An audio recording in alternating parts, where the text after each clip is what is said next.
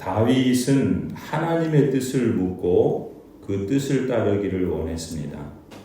이 점이 사울과는 전혀 다른 점이었죠. 하나님의 뜻을 무시하고 무관심해서 나라를 망친 이 사울과는 정반대되는 점이라 할 수 있습니다. 그래서 다윗은 사울의 통치 기간 내내 방치됐던 하나님의 언약궤를 제일 먼저 예루살렘으로 가져오려고 했던 것을 봅니다. 1절에 보면은 다윗이 이를 위해서 천부장과 백부장 그 밖에 모든 지도자들과 의논하고 이스라엘 온 회중에게 말하죠. 여러분이 좋게 여기고 우리 주 하나님께서 기뻐하신다면 우리가 이스라엘 온 땅에 남아있는 우리 백성과 또 그들의 목초지에 있는 성읍들에서 그들과 함께 살고 있는 제사장 레위 사람에게 전가를 보내어 그들을 우리에게로 모이게 합시다. 그런 다음에 우리 모두 하나님의 궤를 우리에게로 옮겨오도록 합시다. 사울 시대에는 우리가 궤 앞에서 하나님의 뜻을 여쭈어 볼 수가 없지 않았습니까? 온 백성이 이 일을 옳게 여겼으므로 온 회중이 그렇게 하겠다고 대답하였다.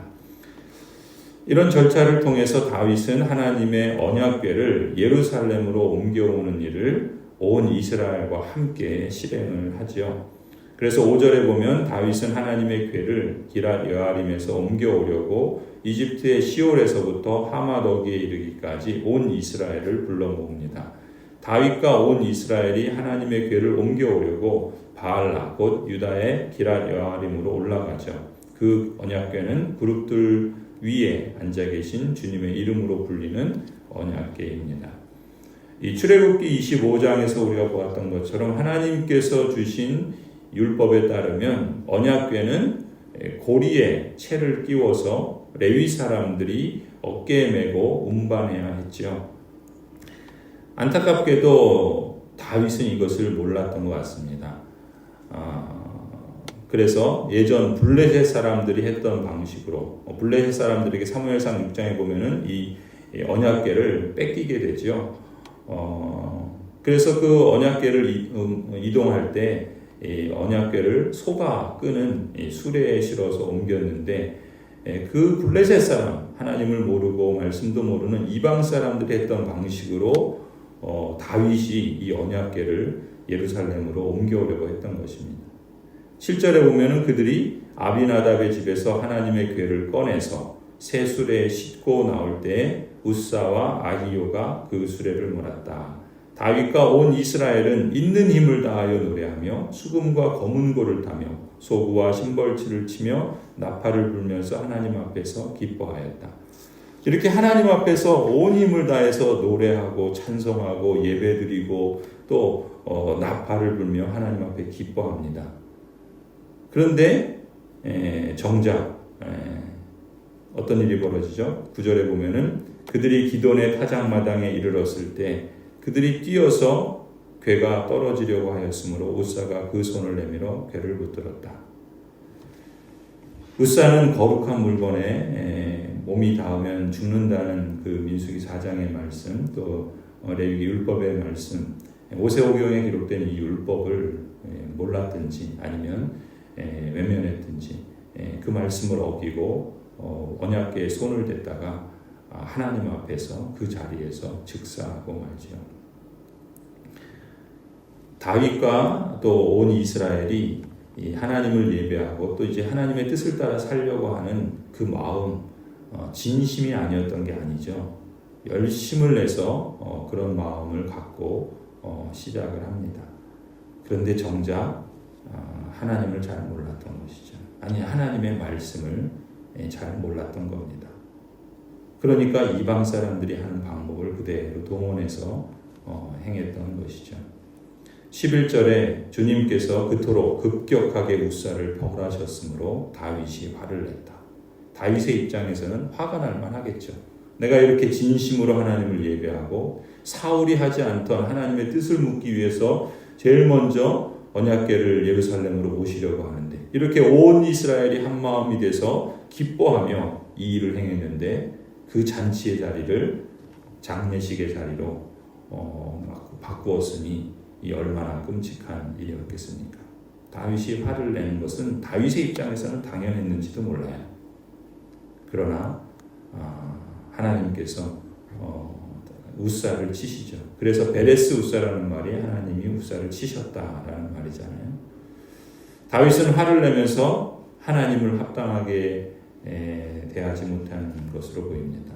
13절에 그래서 다윗은 그 궤를 자기가 있는 다윗성으로 옮기지 않고 가드 사람 오벳에돔의 집으로 실어가게 하였다. 그래서 하나님의 궤가 오벳에돔의 집에서 그의 가족과 함께 석 달 동안 머물렀는데 그때 주님께서 오벳에돔의 가족과 그에게 딸린 모든 것 위에 복을 내려주셨다.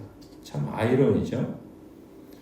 언약궤를 보관한 오벳에돔의 집에 하나님께서 복을 내려주셨습니다.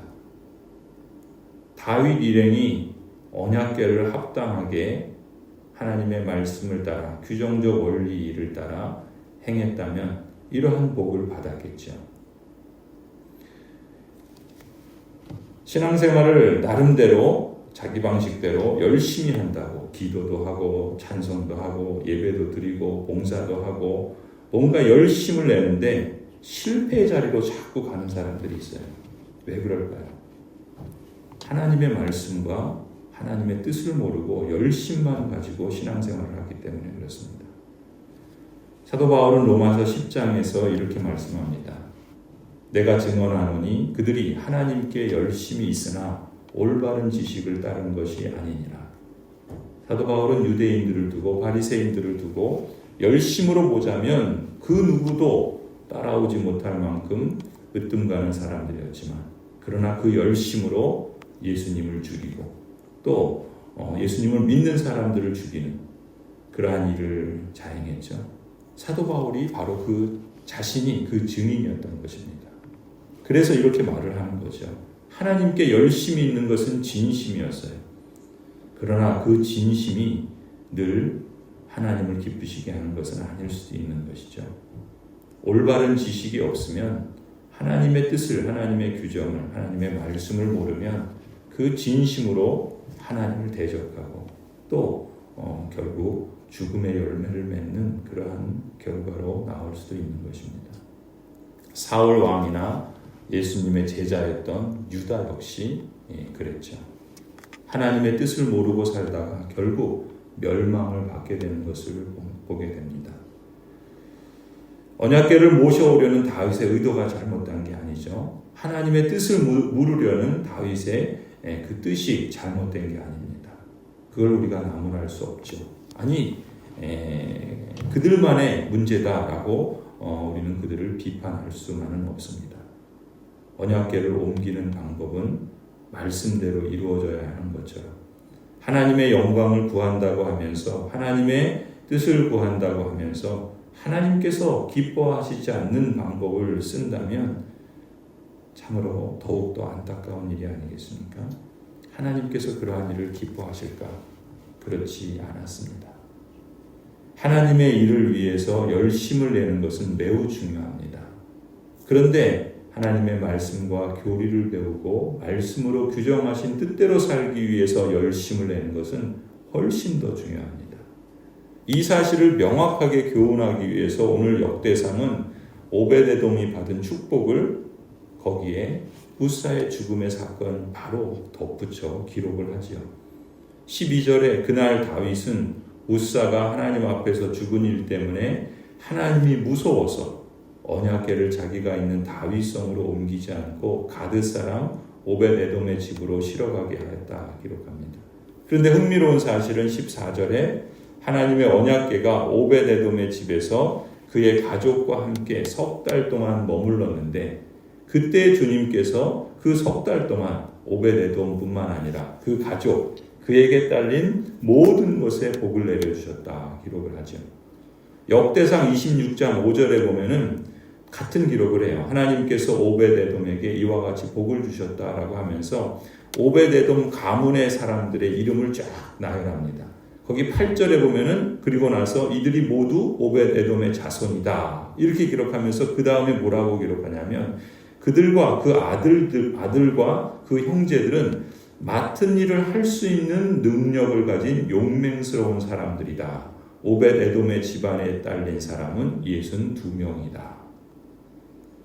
오벳에돔의 집안이 다 복을 받았다 그랬죠. 그 가문에 딸린 사람이 62명이라 기록하고 있어요. 그리고 그들이 받은 복에 대해서 기록을 하고 있는데 우리가 주목할 점은 이 오벳에돔은 맡은 일을 할 수 있는 능력을 가진 용맹스러운 사람들이다라고 기록하고 있다는 것입니다. 하나님을 섬기는 진심과 그리고 하나님을 바르게 온전하게 섬기는 그러한 능력을, 올바른 지식을, 또 하나님에 대한 그러한 용기를 가진 사람들이었다라는 것이죠. 그것이 우사와 오벳에돔의 차이였습니다. 우사는 언약궤로 인해서 죽임을 당했지만 오벳에돔은 동일한 언약궤로 인해서 그와 온 집안이 축복을 받았습니다. 그 차이를 우리는 주목해야 되겠죠. 오벳에돔은 레위의 아들인 고핫 자손입니다. 가드 사람으로 레위 사람들이 당시에 살던 가드 림몬 성읍 출신이에요. 가드 림몬은 기쟇 여아림과 예루살렘의 중간쯤에 위치한 성읍입니다. 우사가 죽었던 나곤의 타작마당 근처 단 지파의 거주지인 그 경계쯤에 위치한 것으로 보입니다. 모세오경에 따르면 언약궤를 섬기는 사람은 레위 자손이고 그 가운데 이 성물을 다루는 사람은 고핫 가문의 사람들이다 그랬죠. 이 점에서 오벳에돔은 언약궤를 지킬 수 있는 율법의 요구를 갖췄을 뿐만 아니라 그 맡은 일을 하나님의 말씀을 잘 알고 또 그 말씀을 따라서 신실하게 섬길 수 있는 그러한 능력을 가진 사람이었다라는 것을 우리는 주목해야 할 것입니다. 이런 의미에서 우리는 십계명의 제2계명을 통해서 영과 진리로 예배를 드린다. 특별히 진리로 예배드린다는 원리는 하나님께서 성경에서 계시하시고 일러주신 방식대로 예배드린다라는 의미임을 살펴보았죠. 하나님께서 우리에게 찾으시는 참된 예배는 성경에서 계시하신 말씀을 살피고 일러주신 방식이 무엇인지 배우고 그것을 믿음으로 받아들이고 그대로 순종하는 것이 진리로 드리는 예배입니다. 여기서 중요한 것은 바로 경외하는 마음과 그 마음에서 비롯된 구체적이고 실제적인 표현으로서 순종이 핵심이라고 할 수 있겠죠. 이런 맥락에서 우리가 진리로 예배를 드리려면 하나님이 어떤 분이신지를 알아가는 것이 참으로 중요합니다. 내가 예배드리는 분이 누구신지, 어떤 분이신지 알지 못하고 예배한다는 것은 있을 수 없는 일이에요. 또 우리가 진리로 예배를 드리려면 하나님께서 우리에게 알려주시는 뜻을 배우려고 힘써야 합니다. 그리고 하나님과 그분의 뜻을 공경하는 마음으로 예배를 드리고 순종하며 감사의 응답으로 책임있게 살아가고자 힘쓰겠죠. 성도 여러분, 예배의 주인이신 하나님이 누구신지 알아가고 하나님과 그분의 뜻을 공경하고 경외하는 마음으로 늘 진실되게 하나님을 예배하고 섬기는 저와 여러분이 되기를 소원합니다. 이처럼 여러분의 온 마음과 삶으로 하나님께서 규정하신 말씀의 원리대로 하나님을 사랑하고 전심으로 예배하며 진심으로 하나님을 섬길 때 하나님께서는 여러분의 예배만이 아니라 인생 전체를 기쁘게 받아주시고 오벳에돔의 그 온 집안을 그 자손 대대로 복 주신 것처럼 그러한 복을 주시기를 간절히 축원합니다.